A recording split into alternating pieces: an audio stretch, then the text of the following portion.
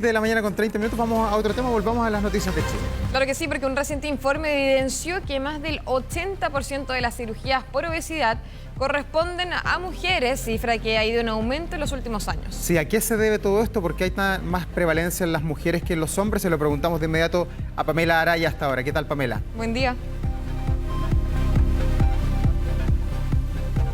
¿Tenemos algún problema con, Pame, el micrófono. con tu audio? Se escucha nada. Estamos leyendo los labios. Ahí sí, eso sí. Vamos de nuevo. Ah, no. ¿Ahora sí? Ahora sí, te escuchamos. Sí. ¿Vamos todo de nuevo? Todo Sí. no. Yo tengo el micrófono prendido, así que algo pasó. Algo. Bueno, yo les decía que el 34% de las personas en Chile sufre de obesidad. Ahora, ese dato es bien importante, del 85%, y queremos preguntárselo a un experto en la materia. Estamos hablando del doctor José María Cortés. Él es cirujano bariátrico de la Clínica Renat y miembro de la Sociedad Chilena de Cirugía Bariátrica y Metabólica. ¿Cómo está, doctor? Buen día. Buenos días, muy bien, gracias. Ya. Usted me decía fuera de cámara que acá estos 85% había que explicarlo bien. Exactamente. Ese dato es bien interesante porque lo que se expresa en ese titular es que el 85% de las cirugías bariátricas realizadas en Chile en los últimos años están realizadas por mujeres. O sea, ¿eso qué significa? Que no es que existan mayor prevalencia de obesidad en mujeres que en hombres, sino que las mujeres operan más que los hombres. Ese es un poco el concepto, ¿verdad? Si nosotros pensamos que, como decías tú, el 34% aproximadamente de la población del país está con obesidad, tenemos una gran cantidad de pacientes con este problema, y la cirugía bariátrica como solución, como tratamiento, tiene un alcance muy interesante, muy importante, pero generalmente las mujeres son las que optan más a este tipo de tratamiento. O sea, por eso que ese titular aparecía como muy llamativo, como que podía llevar un poco a la confusión, pero básicamente es eso. 13.000 cirugías al año. Bueno, ¿y esto por qué optan más las mujeres? ¿Por un punto de salud? ¿Por un tema estético? Bueno, esa es una pregunta súper difícil de contestar. ¿Por qué las mujeres en general? Pero eso yo creo que responde un poco más a como una cosa histórica, ¿ah? Y una cosa más bien como idiosincrasia, una cosa más social. ¿Qué ocurre? Que en general, históricamente, las mujeres son un poco más preocupadas de la salud que los hombres. Por lo tanto, siempre la mujer va a ser un poco más proactiva en resolver sus problemas de salud que los hombres. Los hombres históricamente a lo mejor nos quedamos un poquito más atrás. A lo mejor los hombres nos atrevemos menos a hacer algunas cosas.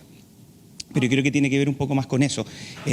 Últimamente se ha ido viendo un aumento, ¿ya? Nosotros si miramos en nuestras tablas quirúrgicas, en el fondo como la programación quirúrgica semanal, tú ves en general siempre mayoritariamente mujeres. Pero con el tiempo hemos ido operando cada vez más hombres, ¿no es cierto? Y esto se ha ido haciendo cada vez más transversal. Ya, ese es un punto importante, más transversal, dice usted, doctor. Antes, por ejemplo, para optar a este tipo de cirugía, a veces incluso antiguamente no tenían cobertura, ahora tienen cobertura, es más accesible. Exactamente. Y eso es algo bien interesante porque además también aparece en ese artículo que es que desde que se instaló el sistema PAD de FONASA, ¿ya? Que es un sistema de financiamiento que tiene FONASA para este tipo de operaciones, permitió que se abriera la posibilidad de que muchas más personas se pudieran operar. ¿Ya? Porque antiguamente, te digo, hasta hace 3 o 4 años atrás, la única posibilidad que tenías tú de poder realizar esta cirugía era en el mundo privado. Los hospitales tenían una capacidad muy baja de poder realizar una gran cantidad de cirugías. O sea, se podían a lo mejor realizar 300, 500 cirugías en el año para una necesidad de más de 20, 30 mil. Entonces, te fijas, es un porcentaje muy chiquitito. Sin embargo, con la apertura del PAD de FONASA, permitió que en centros privados los pacientes de FONASA pudiesen acceder a este beneficio y poder optar a una cirugía a un costo mucho más bajo. Doctor, hay preguntas para usted desde el estudio. Perfecto. Allí se encuentran Daor y Agustina. Daor y Agustina. ¿Cómo le va, doctor? Muy buenos días. Estaba mirando las cifras, escuchándolo además atentamente respecto a las causas que tiene todo esto, a cómo usted intenta descifrar las cifras. Y quería preguntar por la correlación de Chile con otros países. Nos enfrentamos al mismo fenómeno, se responde de la misma manera. También en otros países tienen un alto porcentaje de personas que se pueden operar y que son mujeres, o es un fenómeno que se da solo en Chile por los accesos y todo lo que usted nos relata. Mira, la verdad que si uno mira publicaciones internacionales, en general siempre tiende a ser un poco mayor en mujeres que en hombres. Ahora, la cifra exacta, si es el 85%, eso fue lo que nosotros logramos como desmenuzar de los datos entregados por FONASA en los últimos años y que se publicó en ese estudio que hizo la Sociedad Chilena de Cirugía Bariátrica y Metabólica. Pero sí, efectivamente, siempre tiende a ser un poco mayor en mujeres que en hombres. Eso es algo como transversal. Ahora, no sé si el 85% igual que en otros países, pero sí, como concepto yo creo que sí, siempre es un poquito más en mujeres. Ahora, doctor, en cuanto a esta cirugía que se realiza, ¿no es suficiente para entregar una solución o no? Porque, por ejemplo, vemos que de repente la obesidad viene acompañada de otros problemas que tienen que ver con las ansiedades que existen en la vida o otro tipo de también que tiene que ver con el área más de la salud mental. ¿Ustedes la recomendación que realizan es, por ejemplo, también acompañarlos con ayuda de psicólogos o de personas que puedan ir haciendo este camino con ellas? Absolutamente. Sí, y de hecho yo creo que eso es fundamental. Es fundamental entender que la cirugía es solo una parte del proceso que tiene que vivir un paciente, ¿ya? Cuando uno piensa que tiene que hacer un tratamiento para la obesidad, tienes que pensar que no solo es una operación que corrige la obesidad, porque eso no es así. La cirugía bariátrica no corrige la obesidad en sí misma. La cirugía bariátrica te entrega una herramienta para que tú puedas ser capaz de ir corrigiendo y cambiando tus hábitos. Por lo tanto, tu pregunta es súper importante porque ese es como nuestro, es como digo yo, el ABC del inicio del tratamiento de cualquier paciente que ingresa a un tratamiento de obesidad. De hecho, nosotros acá en la clínica trabajamos siempre con un equipo multidisciplinario. Eso significa que tiene que haber un psicólogo, un nutricionista, los cirujanos, los kinesiólogos, porque esto es una cosa integral. O sea, si el paciente no cambia hábitos, la cirugía no sirve de mucho, ¿ya? Es una herramienta que bien utilizada es muy exitosa. Pero si el paciente se opera y no hace nada más, no hace cambios, no genera nuevos hábitos alimentarios, no mejora su calidad de vida, esa cirugía se puede perder en el fondo. Sí, y por eso es importante. Ha habido reportajes donde se ve personas que se han operado y después recuperan todo el peso. Doctor, Rebotan. ¿quiénes son los candidatos para esta cirugía? Hay personas que, por ejemplo, tienen sobrepeso y consultan por este tipo de cirugías. ¿Tiene que tener obesidad? ¿Y qué características son de esta obesidad? ¿Va aparejada de otros factores? Ya, excelente, porque el concepto es súper claro, ¿ya? La cirugía bariátrica es una cirugía que está pensada y está diseñada para realizarse en pacientes con diagnóstico de obesidad.